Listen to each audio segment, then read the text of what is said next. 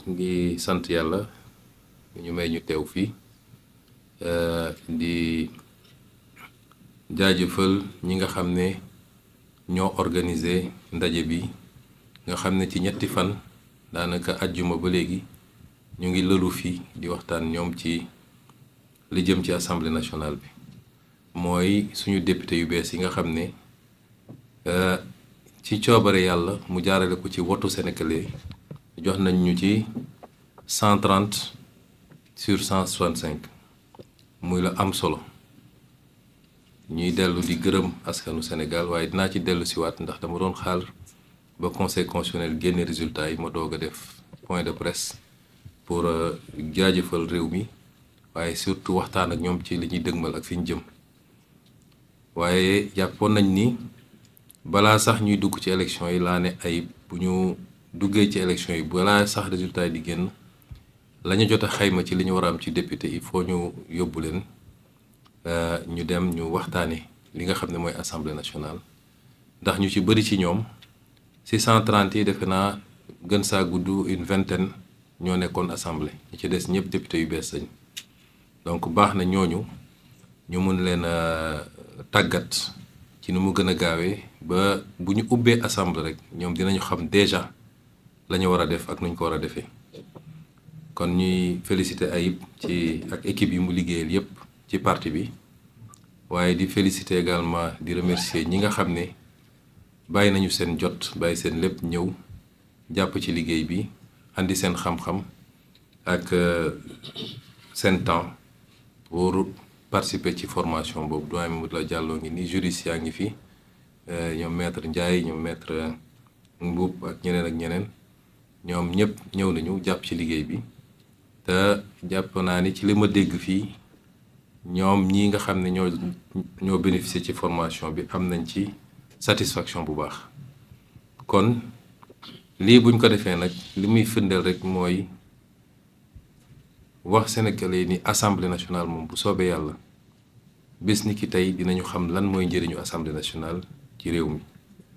mooy conception bi ñu ci amoon ni assemblée nationale amul solo amul njëriñ dañ fee bu ay nit di leen fay xaalis di leen jox carburant te kenn xamul lan mooy seen utilité ci réew mi loolu moom bis ni ki tey jeex na te parti bi dina fexe ba muy assemblée nationale muy beneen institution li nga xam ni moo taxoon ñun ñu sonn ak di xeex li taxoon ba Sénégal yu bari soobu ci xeex bi ba ñenn ñi seen bakkan rot na ci ñenn ñi seen liggéey yàqu na ci ñenn ñi dugg nañ ci kaso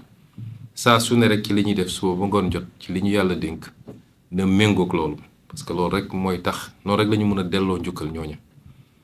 loolu nag day doore ci assemblée nationale doore nañ ko ci pouvoir exécutif bi ñu koy rek léegi teg ko ci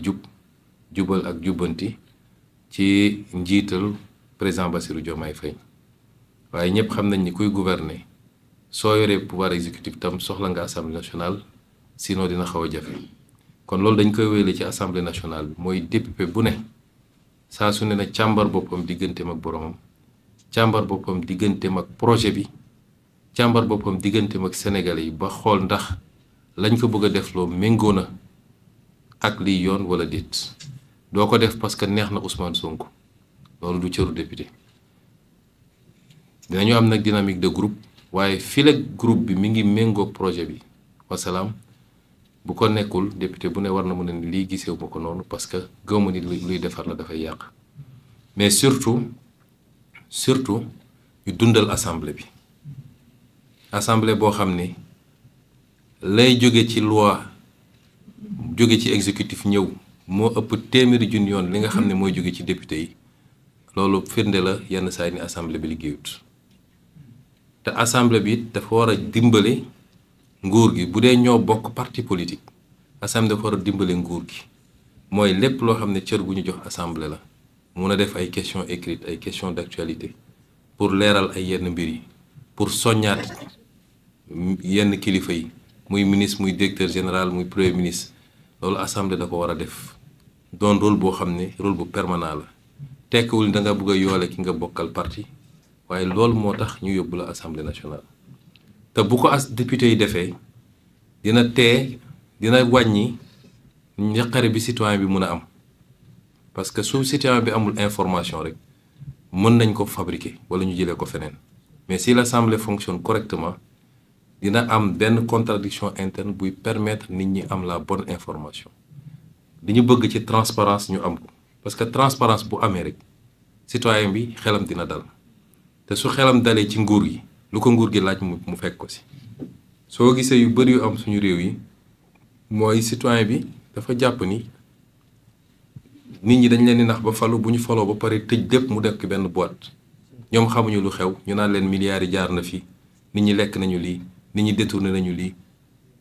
jaay nañu pétrole bi jaay nañu gaz bi mais tey assemblée nationale bu meloon ni mu war a mel coow bi ñu am ci pétrole ak gaz du fi am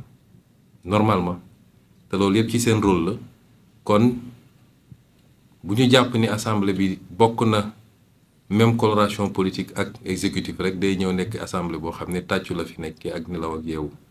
sénégalais yi wóolu nañ leen pour yóbbu leen assemblée nekkal leen fi sénégalais yi balaa ngeen fi nekkal ma Samba ak ma Demba bu dee nag ñun ñëpp fexe nañu ka nekk exécutif ka nekk législatif ak ka nekk feneen bu ñu fexee ba ñoom ñëpp ñu nekkal fi sénégalais yi defe naa ànd bi day yomb rek et dinañu am résultat yi ñu bëgg kon ñu ngi leen di féliciter yéen ñëpp ci seen élection et remercier tous ceux qui ont contribué à l'organisation de ce séminaire. M. Aïb Dafé, le secrétaire général du parti, également élu, et toute l'équipe qui a travaillé avec lui. Je remercie également tous les participants, les formateurs, le doyen Mamadou Lamine Diallo, tous ceux qui ont animé des modules et qui ont permis aux élus, en tout cas, de bénéficier d'un premier jet de formation qu'ils semblent avoir tous beaucoup apprécié sur toutes les thématiques relatives à l'Assemblée nationale,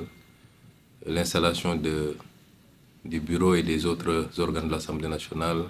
le vote de la loi de finances, le contrôle de l'action du gouvernement, la haute cour de justice.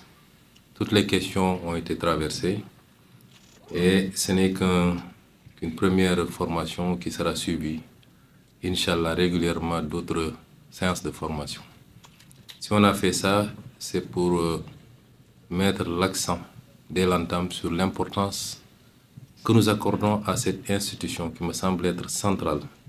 me semble être le poumon de la vie démocratique d'un pays. C'est pourquoi j'avais dit d'ailleurs dans le débat qui avait été agité sur le statut du chef de l'opposition que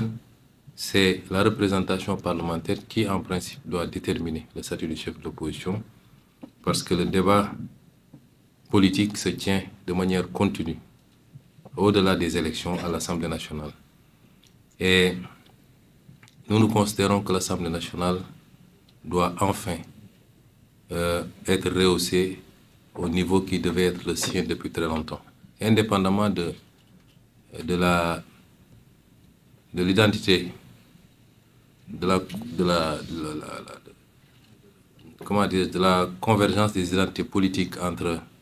les colorations politiques entre l'Assemblée nationale et l'exécutif. Le député est avant tout un député du peuple. Et même dans cette configuration-là, le député est là pour servir un projet, le projet que nous avons tous en commun et pour lequel nous sommes beaucoup battus. Et je pense que les députés ici présents comprennent très bien cet enjeu et sauront être fidèles à ce projet, indépendamment des enjeux, pouvoir être toujours au service du projet, c'est-à-dire être au service du peuple sénégalais. Cette assemblée doit réconcilier les Sénégalais avec l'organe parlementaire, qui est conçu comme un appendice simplement, un lieu d'applaudissement comme ils appellent ça. J'exhorte chacun et chacune de ces députés à ne jamais oublier pourquoi il a été envoyé à l'Assemblée par le peuple sénégalais et être au service évidemment de la nation. Donc, je n'avais pas envisagé de faire une sortie tout de suite. J'attendais la programmation des résultats définitifs par le Conseil constitutionnel pour m'adresser aux Sénégalais, pour les remercier d'abord de la confiance qu'ils ont accordée à la liste de Pastef, mais également pour dégager un certain nombre d'orientations à partir de maintenant où les vrais leviers de la gouvernance nous ont été confiés dégager un certain nombre d'orientations sur les semaines et les mois à venir. Mais c'était important d'organiser cet atelier et les échos que j'en ai, qui sont rapportés par l'ensemble des députés, mais également par ceux qui ont animé ces différentes sessions, nous rassurent qu'on a eu raison de le faire et que régulièrement le parti s'organisera pour pouvoir réitérer ce genre d'exercice